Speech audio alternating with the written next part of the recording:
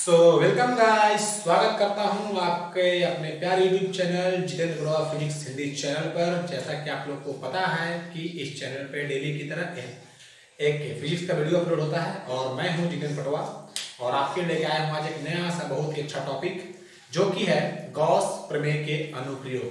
तो दोस्तों वीडियो को अच्छे से देखते रहिएगा क्योंकि आज बहुत ही अच्छे हम लोग कॉन्सेप्ट पढ़ने वाले हैं गॉस प्रमेय का अनुप्रयोग, जो कि हम लोग पिछले वाले लेक्चर में इसके बारे में चर्चा कर चुके हैं कि गॉस प्रमेय क्या होता है, विद्युत फ्लक्स क्या होता है, उसका कहाँ पर उपयोग होता है, गॉस प्रमेय क्यों दिया गया है, किस लिए दिया गया है, गॉस थ्योरम, ठीक है। और ये बहुत सारी चीजें हम लोग डिस्कस कर चुके हैं पिछले वाले लेक्चर में। तो गाइस जो लोग पिछला लेक्चर नहीं देखे होंगे वो प्लीज जाकर के पिछला लेक्चर देख लीजिएगा। डिस्क्रिप्शन बॉक्स में उसके लिंक दिए हुए हैं, आप लोग जाकर के वहां से देख सकते हैं, ठीक है। तो आज हम लोग को पढ़ना है क्या, गॉस प्रमेय के अनुप्रयोग, ठीक है। क्या पढ़ना हम लोग को आज, गॉस प्रमेय के अनुप्रयोग, ठीक है, एप्लीकेशन ऑफ गॉसियस थ्योरम, ठीक है, गॉस प्रमेय के अनुप्रयोग, ठीक है। आज हम लोग को ये पढ़ना है। हम लोग जो पिछला लेक्चर पढ़े थे कि गॉस प्रमेय क्या होता है, तो गॉस प्रमेय का कथन क्या, स्टेटमेंट क्या है गॉस प्रमेय का, किसे कहते हैं गॉस प्रमेय। किसी बंद पृष्ठ, ठीक है, किसी बंद पृष्ठ से निकलने वाला विद्युत फ्लक्स उस बंद पृष्ठ में उपस्थित कुल आवेश का क्या होता है, एप्सिलॉन 1/एप्सिलॉन 0 गुना होता है, जो कि हम लोग लिखे थे क्या, phi E equal Q upon epsilon 0, जहां पर क्यू क्या है, आवेश, क्या आवेश, inside the body, inside the that जो भी चीज लिए होंगे हम लोग, जो भी आकार का जो भी बॉडी लिए होंगे, कोई जो भी पृष्ठ होंगे उसके अंदर क्या है, ये आवेश है क्यू। और एप्सिलॉन नॉट क्या है, एप्सिलॉन नॉट है वायु या निर्वात की विद्युतशीलता, ठीक है। ये फाई इक्वल क्या होता है, क्यू बाई एप्सिलॉन 0। तो गॉस प्रमेय जो दिए थे, ठीक है, जो गॉस प्रमेय दिए कि हम किसी भी बंद आकृति के अंदर यदि आवेश उपस्थित है तो हम उससे निकलने वाले विद्युत फ्लक्स का मान ज्ञात कर सकते हैं इसकी सहायता से। तो क्या ये गॉस प्रमेय जो है, या हम किसी भी बंद पृष्ठ से निकलने वाले विद्युत फ्लक्स गणना कर सकते हैं यदि आवेश बाहर स्थित हो।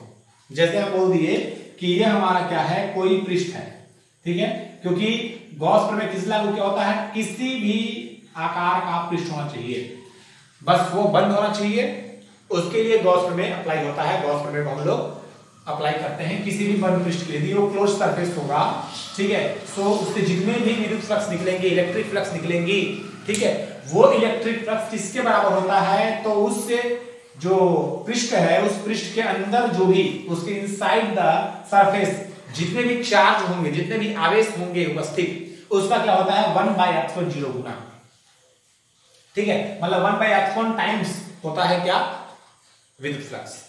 तो क्या यदि हम आवेश को यहां रखेंगे, यदि हम आवेश को यहां रख दे Q1, यहां रख दे Q2, यहां रख दे Q3, तो क्या इन दोनों का प्रभाव इस पर नहीं पड़ेगा। जैसे हम क्या किए, एक पृष्ठ ले लिए और इस पृष्ठ के अंदर हम क्या कर दिए, एक आवेश रखे हैं क्या, Q3 सपोज दैट। अच्छा, दो और आवेश लिए हैं और ये आवेश क्या है, इस पृष्ठ के बाहर है, और एक आवेश लिए हैं Q2, वो भी क्या है, आवेश के बाहर स्थित है। तो क्या ये दोनों आवेश इससे गुजरने वाले विद्युत फ्लक्स पे प्रभाव डालेंगे कि नहीं डालेंगे, ठीक है। यदि डालते तो हम इससे गुजरने वाला विद्युत फ्लक्स क्या लिखते, फाई ई बराबर Q1 plus Q2 plus Q3 by epsilon not. क्यों, क्योंकि आवेश जो है एक अदिश राशि है, और यदि हमें अदिश राशियां होती हैं, हमें 3, 4, 10 दे दिया रहेगा तो हम उसको सामान्य रूप से जोड़ सकते हैं। यदि ये सदिश राशियां होती है तो क्या करते हैं हम लोग, इनका परिणामी निकालना पड़ता है, उनकी दिशा ज्ञात करनी पड़ती है। चूंकि ये अदिश राशि है तो हमें इसका कुछ भी ज्ञात करना नहीं है, ठीक है, हम डायरेक्टली जोड़ करके जोड़ देंगे। तो क्या यदि हम ये ऐसा एक पृष्ठ बनाए जिसके बाहर दो आवेश Q1 Q2 है और एक Q3 अंदर रखा हुआ है, तो इससे गुजरने वाले विद्युत फ्लक्स इतना होंगे या कुछ और होंगे, तो देख चलते हैं, हम लोग फाइंड करते हैं क्या होंगे, ठीक है। ये एक आवेश हो गया, तो ये क्या है, ये भी प्लस आवेश है, ये भी प्लस आवेश है, ये भी क्या है, प्लस आवेश है। चूंकि हम इलेक्ट्रोस्टैटिक्स पढ़ रहे हैं, स्थिर वैद्युत पढ़ रहे हैं, तो उसमें हमें क्या करना पड़ता है, केवल और केवल हम पॉजिटिव चार्ज को ही कंसीडर करते हैं, केवल और केवल हम लोग धन आवेश को ही मानते हैं, ऋण आवेश को ही नहीं मानते हैं, ठीक है, क्योंकि हम लोग इलेक्ट्रोस्टैटिक्स पढ़ रहे हैं, स्थिर विद्युत पढ़ रहे हैं। सो ये प्लस है, प्लस Q1 आवेश है, तो हमें पता है कि यदि ये प्लस Q1 आवेश है तो इसके चारों क्या होगा, विद्युत क्षेत्र रेखाएं, ठीक है। तो मान लेते हैं कि विद्युत क्षेत्र रेखाएं ऐसे ऐसे जा रही हैं, इससे विद्युत क्षेत्र रेखाएं ऐसे ऐसे जा रही होंगी, ठीक है। तो ये इस आवेश के कारण ये विद्युत क्षेत्र रेखाएं ये ऐसे चला गया, ये ऐसे चला गया, इसको रख देते हैं, ये ऐसे चला गया।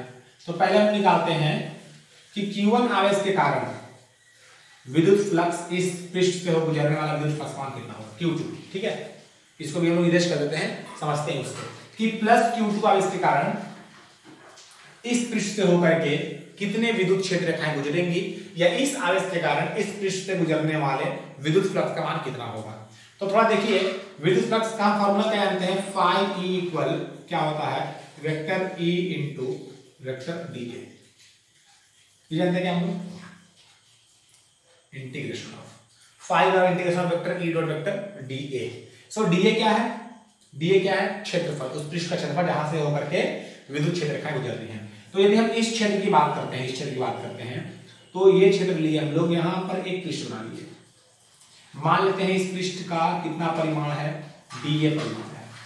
तो और एक पृष्ठ हम लोग यहां लेते हैं, क्योंकि विद्युत ज्यादा है ना, यही क्षेत्र रेखा है, देखिए इस पृष्ठ को भी काट रहा है, यहां भी काट रहा है, तो एक पृष्ठ हम यहां ले लिए, एक पृष्ठ यहां ले लिए, कितना इसका ही परिमाण लेके हम लोग डी ए। अब तो बताइए विद्युत क्षेत्र की दिशा क्या होगी, विद्युत क्षेत्र की दिशा क्या होगी, तो जिधर ये विद्युत क्षेत्र रेखाएं जाती हैं, विद्युत क्षेत्र रेखा क्या होती है, वही होती है, मतलब ये हो गया अपना क्या, विद्युत क्षेत्र।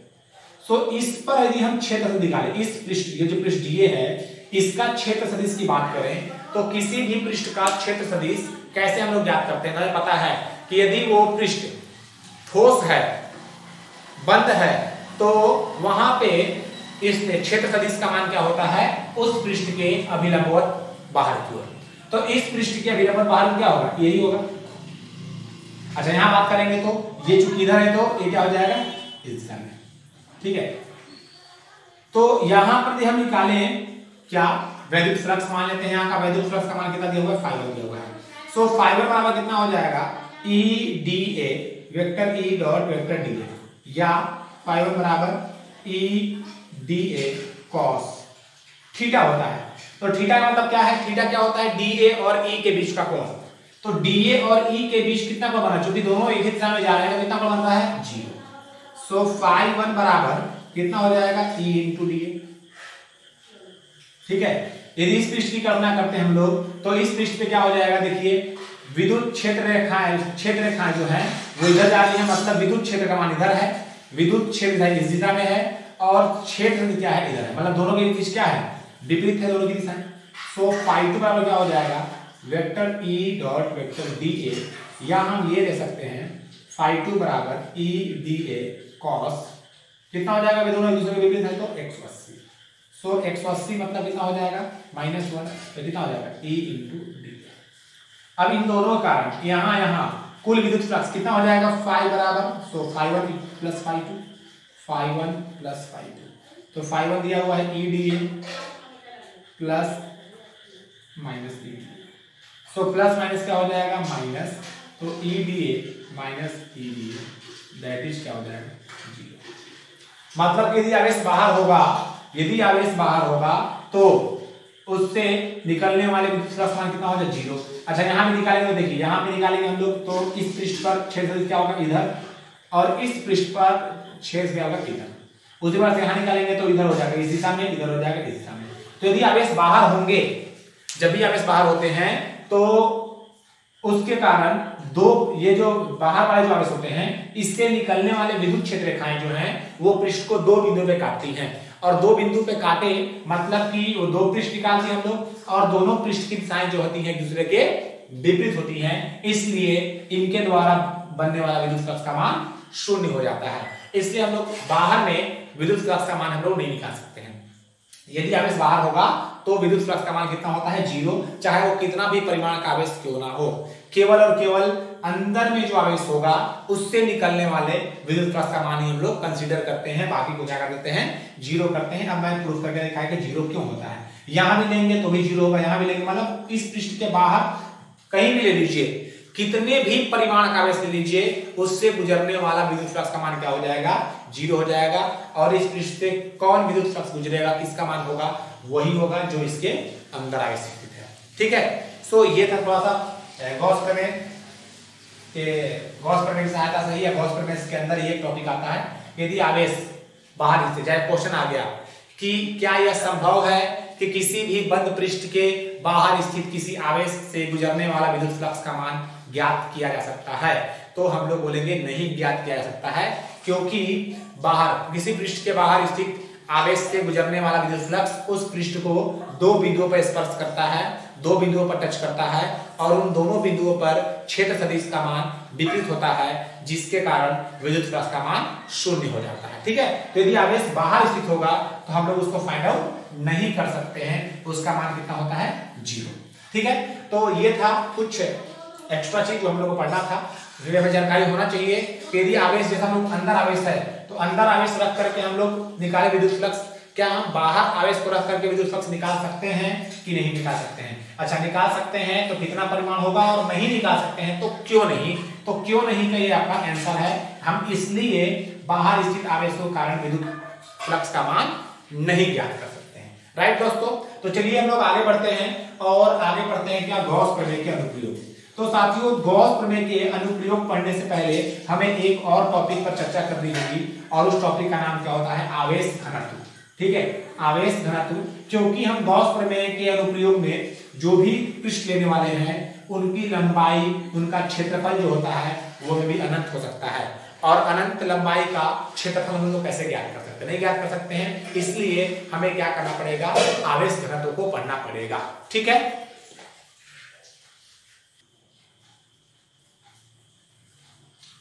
तो हम लोग क्या पढ़ा था, आवेश घनत्व। तो आवेश घनत्व जो है वो 3 प्रकार के होते हैं, एक होता है रेखीय आवेश घनत्व, एक होता है पृष्ठीय आवेश घनत्व, और एक होता है आयतन आवेश घनत्व। आवेश घनत्व का अर्थ होता क्या है, तो आवेश घनत्व का अर्थ होता है कि यदि कोई पृष्ठ है, यदि कोई पृष्ठ है तो उस पृष्ठ पर आवेश की कितनी मात्रा उपस्थित है।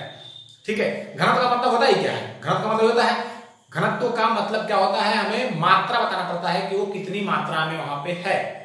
ठीक है, मतलब उसकी क्वांटिटी बतानी पड़ती है। घनत्व का मतलब, डेंसिटी का मतलब क्या होता है, क्वांटिटी। ठीक है, सो आवेश घनत्व किसको बोलेंगे, तो यदि कोई हम पृष्ठ लेते हैं, चाहे वो पृष्ठ एक तार हो सकता है, एक लंबा सा तार लीनियर, ठीक है, या तो एक वो क्षेत्रीय हो सकता है, एक कोई भी पृष्ठ हो सकता है, या तो वो एक गोला हो सकता है, या कोई ठोस हो सकता है। ठीक है, तो इसीलिए आकार को देखते हुए हम लोग आवेश घनत्व को 3 भागों में कैटेगराइज किए हैं, 3 भागों में बांटा गया है। ठीक है, और कौन कौन से भाग है वो, रेखीय आवेश घनत्व मतलब लीनियर चार्ज डेंसिटी, पृष्ठीय आवेश घनत्व मतलब एरियल चार्ज डेंसिटी, और आयतन आवेश घनत्व मतलब वॉल्यूमेट्रिक चार्ज डेंसिटी। तो हम लोग आइए एक एक करके इसको समझते हैं, रेखीय आवेश घनत्व किसको बोलते हैं, पृष्ठीय आवेश घनत्व किसको बोलते हैं, और आयतन आवेश घनत्व किसे कहते हैं। तो सबसे पहले हम स्टार्ट करते हैं क्या, रेखीय आवेश घनत्व से। तो अभी बताया हम दोस्तों कि घनत्व किसको बोलते हैं, आवेश घनत्व।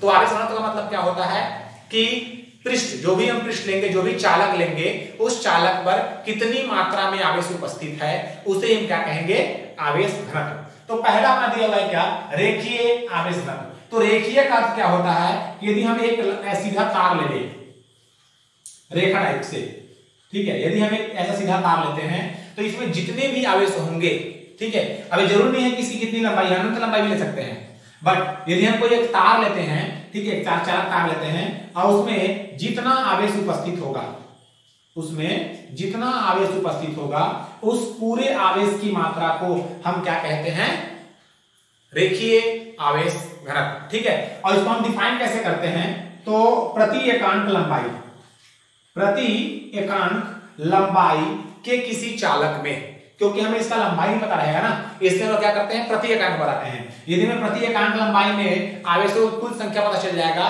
तो हम उसको लंबाई को बढ़ाते जाएंगे और आवेशों की मात्रा क्या होगी हमें मिलती जाएगी। इसलिए हम कभी भी डिफाइन करते हैं तो क्या करते हैं, प्रति एकांक लंबाई, प्रति एकांक क्षेत्रफल, प्रति एकांक आयतन, इस प्रकार से हम डिफाइन करते हैं, क्योंकि हमें पता नहीं होता है कि किस आकार के पृष्ठ, जो भी पृष्ठ होंगे उसका क्षेत्रफल कितना है, उसकी लंबाई कितनी है, उसका आयतन कितना है, हम नहीं बता सकते हैं। ठीक है, इसलिए हम लोग क्या करते हैं, प्रति एकांक लंबाई, यदि कोई लंबा चालक आ जाएगा तो उसका कितना हो जाएगा, कोई छोटा चालक ले लेंगे तो उसका कितना हो जाएगा, इसलिए हम लोग क्या करते हैं, प्रति एकांक लेके चलते हैं। यदि प्रति एकांक लंबाई में कुल आवेश की मात्रा पता रहेगा तो ऐसे ही इसको बढ़ा देंगे, 10 मीटर है, 20 मीटर है, 25 मीटर है, तो हम लोग आसानी से इसको ज्ञात कर सकते हैं। ठीक है, तो रेखीय आवेश घनत्व इसको बोलते हैं। तो प्रति एकांक लंबाई में, ठीक है, प्रति एकांक लंबाई के किसी चालक में उपस्थित कुल आवेश की मात्रा को हम क्या कहते हैं, रेखीय आवेश घनत्व है। और इसे हम किससे दर्शाते हैं, लैम्डा से। तो दोस्तों देखिए, इस चालक तार की लंबाई हम क्या लिए हैं, L, और इसमें कुल आवेश की मात्रा कितना है, Q, कुल आवेश की मात्रा कितना है, Q, तो प्रति एकांक लंबाई में कितना हो जाएगा, Q बाई L। भाई L लंबाई में Q है, L लंबाई में Q है, तो 1 लंबाई में क्या होगा, 1 लाने के लिए हमें क्या करना पड़ेगा, दोनों पक्षों में L का डिवाइड करना पड़ेगा। तो L से L मर गया, कट गया, तो 1 बराबर कितना हो जाएगा, Q by L। So L से L कैंसिल हो गया, कट गया, तो क्या बचेगा 1। तो एकांक लंबाई में कितना आवेश हो गया, Q बाई L, और जितना आवेश होता है उसे हम क्या बोलते हैं, रेखीय आवेश घनत्व, जिसे हम लैम्डा से प्रदर्शित करते हैं। ठीक है, तो लैम्डा बराबर क्या होता है, Q बाई L। इसको आप लोग याद कर लीजिएगा या अच्छे समझ लीजिए, क्योंकि यदि हम लोग गॉस प्रमेय का उपयोग जो पढ़ेंगे उसमें इसका उपयोग बहुत सारा है। ठीक है, अगला आता है क्या, पृष्ठीय आवेश घनत्व। देखिए नाम से चल रहा है, एरियल चार्ज डेंसिटी। एरियल मतलब क्या, एरिया। ठीक है, जैसे हम बना दे एक ऐसा क्षेत्रफल बना देते हैं ये। ठीक है, यदि ये कोई हमारा क्या है, कोई पृष्ठ है जिसका क्षेत्रफल क्या है, A है। सो पृष्ठीय आवेश घनत्व बोलेंगे, तो किसी भी पृष्ठ जिसका हमें क्षेत्रफल पता हो, ठीक है, उसमें उपस्थित कुल आवेश की मात्रा को हम क्या बोलते हैं, पृष्ठीय आवेश घनत्व। जैसे में एक चादर दे दिया गया, तो उस चादर में कितना आवेश है ये हमें कौन बताएगा, उस चादर का पृष्ठीय आवेश घनत्व। यदि हम लंबाई लेंगे तो लंबाई से पता चलेगा ना, क्योंकि चादर तो लंबा भी होता है, चौड़ा भी होता है, हमें क्या लेना पड़ेगा, क्षेत्रफल लेना पड़ेगा, और क्षेत्र को क्या बोलते हैं, पृष्ठीय आवेश घनत्व। तो पृष्ठीय आवेश घनत्व को हम कैसे रिप्रेजेंट करते हैं, देखिए मान लेते हैं कि ये हमारा कोई पृष्ठ है जिसका क्षेत्रफल A दिया हुआ है, और इसमें कुल आवेश की मात्रा कितना है, Q है। तो हम लोग क्या बोले कि किसी पृष्ठ में उपस्थित कुल आवेश की मात्रा को क्या बोलेंगे, पृष्ठीय आवेश घनत्व। तो ऐसे हम डिफाइन करेंगे तो हमें पता चलेगा ना, किसी का साइज जो है इतना बड़ा होता है, किसी का इतना बड़ा होता है, किसी का इतना बड़ा होता है, तो क्या सबका आवेश घनत्व जो है चार्ज डेंसिटी बराबर होता है क्या, नहीं, बराबर नहीं होता है, वो एरिया पर डिपेंड करता है। इसलिए हम लोग एरिया वाले में भी क्या करेंगे, प्रति एकांक क्षेत्रफल। तो हम इसको कैसे डिफाइन करते हैं, प्रति एकांक क्षेत्रफल। ठीक है, प्रति एकांक क्षेत्रफल वाले किसी चालक में उपस्थित कुल आवेश की मात्रा को क्या कहते हैं, पृष्ठीय आवेश घनत्व कहते हैं। ठीक है, प्रति एकांक क्षेत्रफल के किसी चालक में उपस्थित कुल आवेश की मात्रा को हम क्या कहेंगे, पृष्ठीय आवेश घनत्व। और इसे हम लिखते हैं क्या, सिग्मा। सो सिग्मा क्या हो जाएगा, Q बाई A। ठीक है, इसको हम क्या बोलते हैं, पृष्ठीय आवेश घनत्व। तो इसी प्रकार से निकाल लेंगे कि एक क्षेत्रफल में आवेश की मात्रा Q है, तो 1 क्षेत्रफल कितना हो जाएगा, Q by A। So Q by A कितना हो जाएगा, सिग्मा। इसी प्रकार से आगे आता है क्या, आयतन आवेश घनत्व, वॉल्यूमेट्रिक। ठीक है, तो आयतन का मतलब क्या, हमें एक सॉलिड लेना पड़ेगा, ठीक है, ठोस लेना पड़ेगा, 3D लेना पड़ेगा। तो 3D मतलब हम बोल दिए एक सेल ले लेते हैं, सेल मतलब क्या, गोला। अब इस गोले में कुछ आवेश है, कितना आवेश है कौन बताएगा हमें, आयतन आवेश घनत्व बताएगा। तो जैसे हम लोग इसको निकाले थे लैम्डा बराबर Q बाई L, इसको निकाले रो बाई Q बाई A, क्योंकि पृष्ठीय का तो A लिए, रेखीय का तो L लिए, तो यहाँ वॉल्यूमेट्रिक का तो क्या लेना पड़ेगा हमें, Q बाई V। और इसको किससे करते हैं, रो से। ठीक है, इसको हम लोग किससे रिप्रेजेंट करेंगे, रो से रिप्रेजेंट करते हैं। ठीक है, तो रो बराबर क्या होता है, Q बाई V।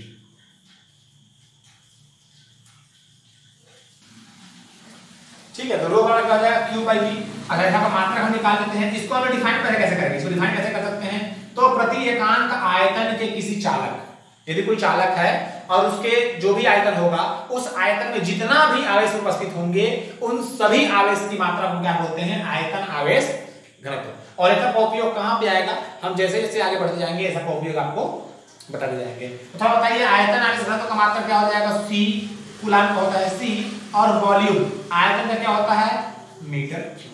तो इसका क्या हो जाएगा C बाई मीटर क्यूब। उसी प्रकार से यदि हम पृष्ठीय आवेश घनत्व का मात्रा पूछे तो क्या हो जाएगा Q का क्या होता है आवेश का कूलम और चार्ज का कूलम होता है और एरिया क्षेत्रफल क्या होता है मीटर स्क्वायर, तो कूलम पर मीटर स्क्वायर हो जाएगा। अच्छा इसका पूछा जाए तो ये क्या है Q चार्ज, चार्ज का मतलब क्या आवेश, आवेश का मतलब क्या होता है कूलम और ये लंबाई लेंथ का मतलब क्या होता है यूनिट्स मीटर। सो इसका यूनिट होगा कूलम पर मीटर, इसका यूनिट होगा कूलम पर मीटर स्क्वायर और इसका क्या होगा कूलम पर मीटर क्यूब। तो ये है दोस्तों आवेश घनत्व 3 प्रकार के होते हैं और ये सभी तीनों प्रकार को हम लोग आगे डिस्कस करेंगे कहां कहां इसका उपयोग है। तो चलिए हम लोग आज का अपना टॉपिक स्टार्ट करते हैं। जो टॉपिक हम लोग लिखे हुए हैं गॉस प्रमेय के अनुप्रयोग, ठीक है, गॉस प्रमेय के अनुप्रयोग।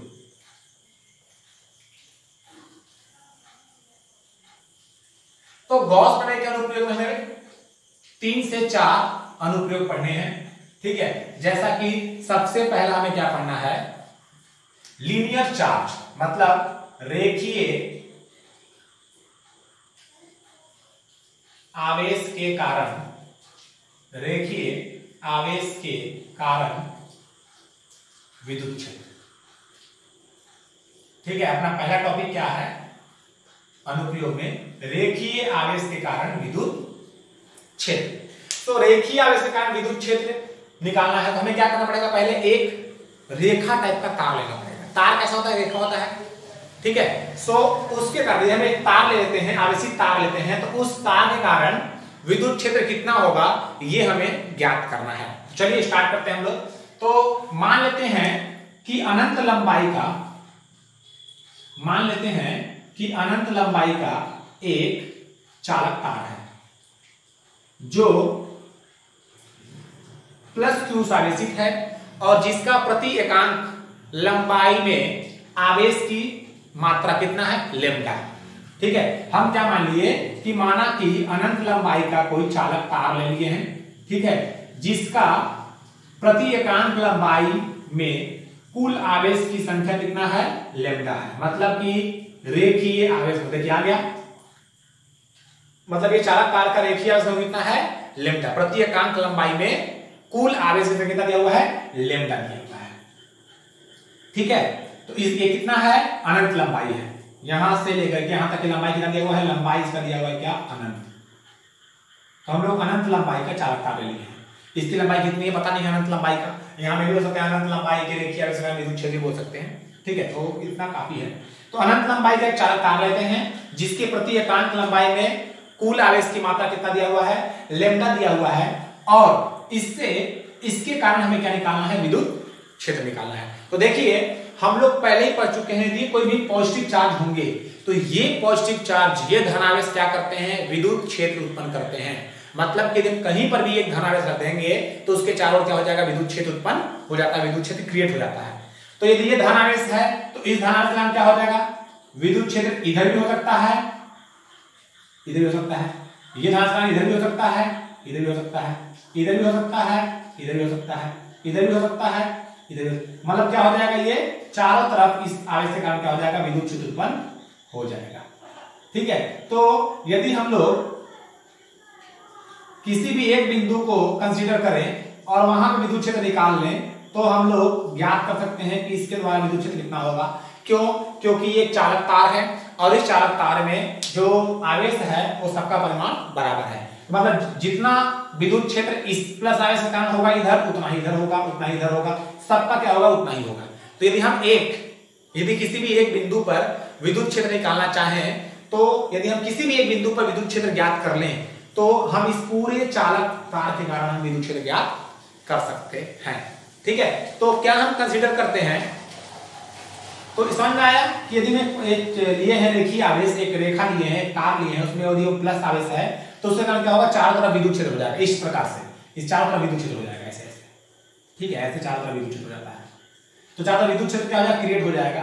तो हमें क्या करना है इसके कारण, इस रेखीय आवेश के कारण क्या करना है विद्युत क्षेत्र ज्ञात करना है। तो चूंकि हम पढ़ क्या रहे हैं भाई, तो हम पढ़ रहे हैं क्या गॉस प्रमेय के अनुप्रयोग। तो गॉस प्रमेय का अनुप्रयोग पढ़ रहे हैं तो गॉस प्रमेय कब लागू होता है, तो गॉस प्रमेय लागू होता है केवल और केवल बंद पृष्ठ में। तो ये तो चालक तार खुला है, तो ये चालक तार खुला है तो इसमें कैसे लगेगा गॉस प्रमेय? तो यदि कोई चालक खुला भी होगा तो भी हमें उसे गॉस में लगाना है, तो बंद पृष्ठ की कल्पना करनी होगी। तो अब देखिए बंद पृष्ठ की कल्पना हम कैसे करेंगे। यदि एक हम रेखा आते हैं, ऐसे एक रेखा लेके आते हैं, तो इसके कारण हमारा कौन कौन सी आकृति बन सकती है।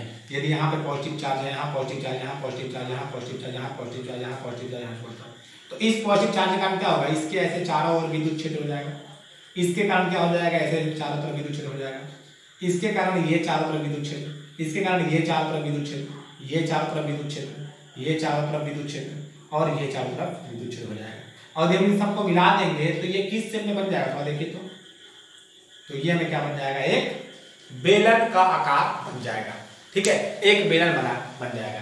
तो कभी भी याद रखिएगा, यदि कभी भी एक रेखा लिया जाए और यदि उस रेखा के कारण, यदि कोई हम रेखा लेते हैं और यदि उस रेखा के कारण हमें एक बंद पृष्ठ बनाना होगा, तो हमें क्या बनेगा, एक बेलन बनेगा, एक सिलेंडर बनेगा। जैसे हम ये एक लिए और ये अक्ष है, एक तार है या जो भी चीज है, और हम यहां से लेकर घुमा देंगे तो क्या बनेगा, ऐसे घुमा देंगे तो क्या बन जाएगा, बेलन बनेगा। ठीक है, तो हम लोग क्या करते हैं कि मान लेते हैं कि इस चालक तार से r दूरी पर कोई बिंदु P है।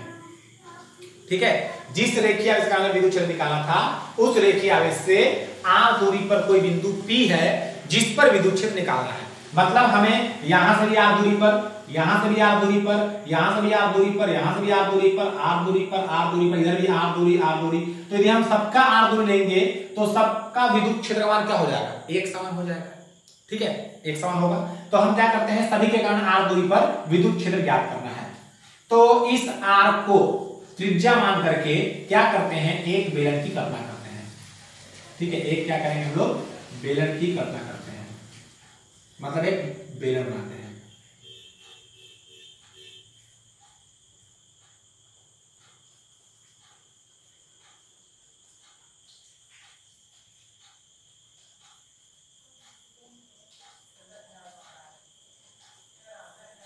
ठीक है, क्या कर दिया, हम एक बेलन बना दिए। अब बेलन, ये बेलन कैसा कार्य करेगा, तो ये बेलन जो है वो गॉसीय पृष्ठ की तरह कार्य करेगा। गॉसीय पृष्ठ किसको बोलते हैं, बंद पृष्ठ को हम क्या बोलते हैं, गॉसीय पृष्ठ कहते हैं। ठीक है, तो ये जो बंद पृष्ठ बना, ये हमारा कौन सा पृष्ठ बन गया, गॉसीय पृष्ठ, मतलब गॉसियन सरफेस। ये क्या बन गया अपना, गॉसियन सरफेस। मतलब कि अब जो हम निकाल रहे हैं वो गॉस में यहां पे लागू कर सकते हैं। ठीक है, तो अब देखिए कि इसके कितने, जो बेलन हम लेंगे तो बेलन के कितने सारे पृष्ठ हो जाएंगे। तो बेलन के 3 पृष्ठ होते हैं। कौन कौन से, एक पृष्ठ ये हो जाएगा जो कि वृत्ताकार दिख रहा है, सर्कुलर दिख रहा है, एक पृष्ठ हो गया ये, एक पृष्ठ हो गया ये, और एक पृष्ठ क्या हो जाएगा, ये वाला। जैसे हम बोले कि ये बेलन है, तो इस बेलन में कितने पृष्ठ हो जाएंगे, एक तो ये हो जाएगा अपना, एक ये हो जाएगा, और एक जो है ये वाला हो जाएगा। तो 3 पृष्ठ होते हैं बेलन के।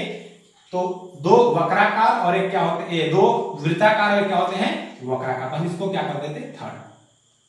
तो यदि इससे गुजरने वाला विद्युत फ्लक्स का मान हो जाएगा φ1, इससे गुजरने वाला विद्युत फ्लक्स का मान हो जाएगा φ2, और इससे गुजरने वाला विद्युत फ्लक्स का मान हो जाएगा क्या, φ3। तो हमें क्या मिल जाएगा, पूरे पृष्ठ से गुजरने वाला विद्युत फ्लक्स। क्योंकि गॉस प्रमेय के द्वारा हम क्या निकालते हैं, तो विद्युत फ्लक्स निकालते हैं। तो φe बराबर अपना क्या निकल जाएगा, φ1 प्लस φ2 प्लस φ3। तो चलिए हम लोग निकालते हैं φ1 के लिए। अब थोड़ा देखिए, यदि हमें इस बिंदु पर विद्युत क्षेत्र निकालना है, तो इस प्लस आवेश के कारण इस बिंदु पर विद्युत क्षेत्र दिशा क्या होगी। तो हमें पता है प्लस आवेश के कारण विद्युत क्षेत्र दिशा क्या होती है, जिस बिंदु पे निकालना है उसके बाहर की ओर। तो इस बिंदु पे निकालना क्या होगा, विद्युत क्षेत्र इससे बाहर की ओर। तो ये अपना क्या निकल जाएगा, वेक्टर ई क्रमांक। ठीक है, ये कोई बिंदु है P मान लेते हैं, सब लिखा हुआ। तो विद्युत क्षेत्र का मान क्या हो जाएगा, इससे बाहर की ओर धन आवेश से इस बिंदु पे निकालना था, तो क्या हो गया, ये बाहर की ओर विद्युत क्षेत्र होगा। हम पहले पढ़ चुके हैं विद्युत क्षेत्र किधर होता है। तो पहले पृष्ठ निकालेंगे, पहले पृष्ठ φ1 बराबर, सो φ1 बराबर क्या होता है, integration of vector E into vector dA। ठीक है, φ1 क्या हो जाएगा, vector E into vector dA। अब ये जो वृत्ताकार है, इसमें हम क्या करते हैं, एक छोटे से पृष्ठ ले लेते हैं। ये हम ले लेते हैं क्या, पृष्ठ। तो इस पृष्ठ लेंगे, तो ये पृष्ठ से क्षेत्र सदिश का मान कितना हो जाएगा, ये होगा क्षेत्र सदिश वेक्टर डीए का दिशा। भाई हम ये पृष्ठ लिए हैं नीचे की ओर, तो नीचे के पृष्ठ लिए तो क्या हो जाएगा, नीचे के जब पृष्ठ लिए हैं तो इसका क्षेत्र सदिश क्या हो जाएगी, नीचे की ओर। ठीक है, इसका क्या हो जाएगा, नीचे की ओर, विद्युत क्षेत्र क्या हो रहा है इधर। तो देखिए क्या हो जाएगा, φ1 बराबर integration of E D A cos. अब विद्युत क्षेत्र और क्षेत्र सदिश के बीच कितना कोण बन रहा है, विद्युत क्षेत्र इधर बन रहा है और क्षेत्र इधर बन रहा है, मतलब कितना कोण बन रहा है इसका 90। तो क्या लेंगे हम लोग इसको 90। सो φ1 बराबर कितना हो जाएगा अपना close integration E into D A, और cos 90 में कितना होता है 0। सो φ1 कितना आ जाएगा 0, मतलब कि पहले पृष्ठ से होकर गुजरने वाला कुल विद्युत फ्लक्स का मान क्या हो जाएगा, 0 हो जाएगा। ठीक है, इसी प्रकार से दूसरे पृष्ठ के लिए निकाले हम लोग, तो दूसरे पृष्ठ के लिए φ2 निकालना चाहे तो हम लोग क्या निकालेंगे, so vector E dot vector D इसका भी निकलेगा। तो ई का मान इधर है, और यहां पे क्या करते हैं हम लोग, एक पृष्ठ की गणना करते हैं। ये हमारा क्या हो गया, एक पृष्ठ हो गया, तो इस पृष्ठ का क्षेत्र क्या होगा इधर, तो इस पूरे पृष्ठ का हम लेंगे तो क्या होगा, क्षेत्र सदिश ऊपर की ओर होगा, क्योंकि हमें पता है क्या होता है अपवर्ड, बाहर की ओर। ठीक है, सो यहां भी निकालेंगे तो क्या निकल जाएगा अपना φ2 बराबर integration of E D A cos 90, और cos 90 का मान कितना होता है 0। सो φ2 भी क्या हो जाएगा 0। तो ये हो गया पहला पृष्ठ, पहला पृष्ठ दूसरे पृष्ठ के लिए, और हम निकालते हैं क्या अब तीसरे पृष्ठ के लिए। तो थोड़ा देखिए तीसरे पृष्ठ में, तीसरे पृष्ठ में यदि हम लेंगे एक, तो ये अपना होगा एक पृष्ठ ले सकते हैं हम लोग, एक छोटे से पृष्ठ की कल्पना करते हैं हम लोग इसके लिए, तो क्या लेंगे, यही लेंगे ना। देखिए ये हमारा बेलन है, तो हम क्या कर रहे हैं, यहां पे एक एज्यूम कर रहे हैं कितना छोटा क्या है, कोई पृष्ठ है जिसका क्षेत्रफल क्या दिया हुआ है डी ए, इसका भी क्षेत्रफल क्या है डी ए है, तो इसका क्षेत्रफल क्या होगा, अब ऐसे रखा, ऐसे दिया हुआ है, ऐसे बना हुआ है, तो इसका क्या होगा क्षेत्रफल बाहर की, मतलब ये होगा इसकी दिशा, मतलब ई और डी ए जो तीसरा पृष्ठ है उससे उसका पृष्ठ और ई के बीच कितना कोण बन रहा है 0 डिग्री। सो तीसरे पृष्ठ से होकर गुजरने वाला विद्युत फ्लक्स क्या हो जाएगा अपना φ3 equal to integration of vector E dot vector D A या फिर ई डी ए कॉस, अब इन दोनों में कितना कोण बन रहा है, तो इनके बीच बन रहा है क्या 0। सो φ3 इक्वल टू कितना हो जाएगा vector E into D A, और cos 0 मान क्या होता है 1। सो φ3 बराबर, अब देखिए यदि हम इस बिंदु पे निकालेंगे विद्युत क्षेत्र तो इतना ही आएगा, यहां भी निकालेंगे इतना ही आएगा, यहां भी निकालेंगे इतना ही आएगा, यहां भी निकालेंगे इतना ही होगा, मतलब इस पूरे पृष्ठ कारण इधर और इधर दोनों साइड में विद्युत क्षेत्र निकालेंगे तो क्या होगा अपना बराबर, मतलब क्या है ये एक कांस्टेंट राशि है, तो इसको बाहर निकाल दिए। सो φ3 बराबर क्या हो गया e into integration of D A मतलब क्या है, ये चारों इस पूरे पृष्ठ पर, ये वक्राकार पृष्ठ पर, तो बेलन ये क्या बन गया बेलन। सो बेलन का वक्र पृष्ठ कितना होता है, बेलन का वक्र पृष्ठ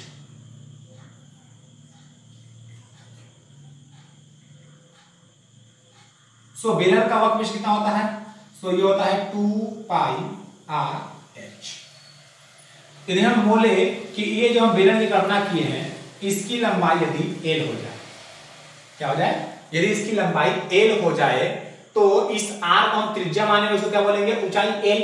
सो अपना वक्र पृष्ठ कितना हो जाएगा, ये φ3 बराबर e और dA, ये पूरा dA लिए है ना, ये यहां यहां यहां यहां यहां चारों तरफ क्या ले लिए हैं dA लिए हैं, मतलब कि ये पूरा जो वक्राकार पृष्ठ था उस पूरे को क्या लिए हम लोग dA लिए, तो dA plus dA plus dA plus dA plus dA, इसका मतलब क्या है कि पूरे वक्र पृष्ठ पर, और वक्र पृष्ठ कितना होता है 2 पाई r, और h के स्थान पे क्या लिया गया है l, तो φ3 बराबर क्या हो जाएगा अपना e इंटू 2 पाई r l।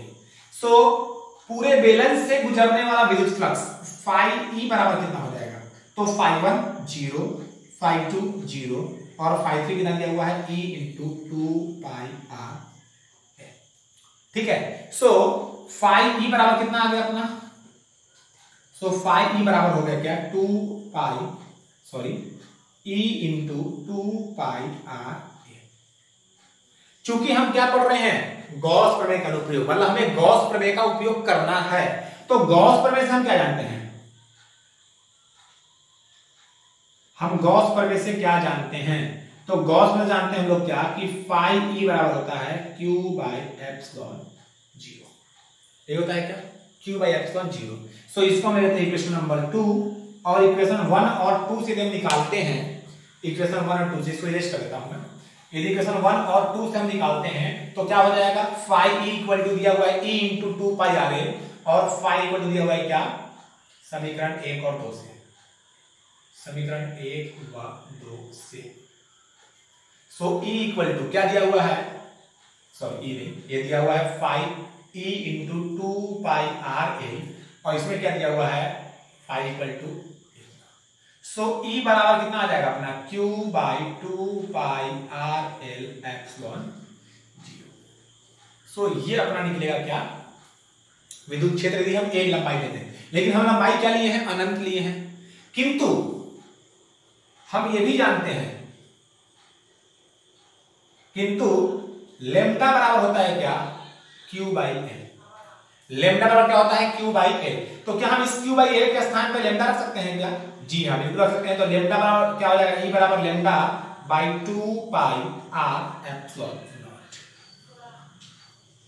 ये क्या हो जाएगा अपना विद्युत क्षेत्र किसके कारण एक अनंत लंबाई का कोई चालक लेके आते हैं जिसका रेखीय आवेश घनत्व लेम्डा होगा, तो उसके कारण किस r दूरी पर या किसी बिंदु पर जिसकी दूरी r है वहां पे विद्युत क्षेत्र का मान कितना होगा lambda by 2 pi R epsilon 0।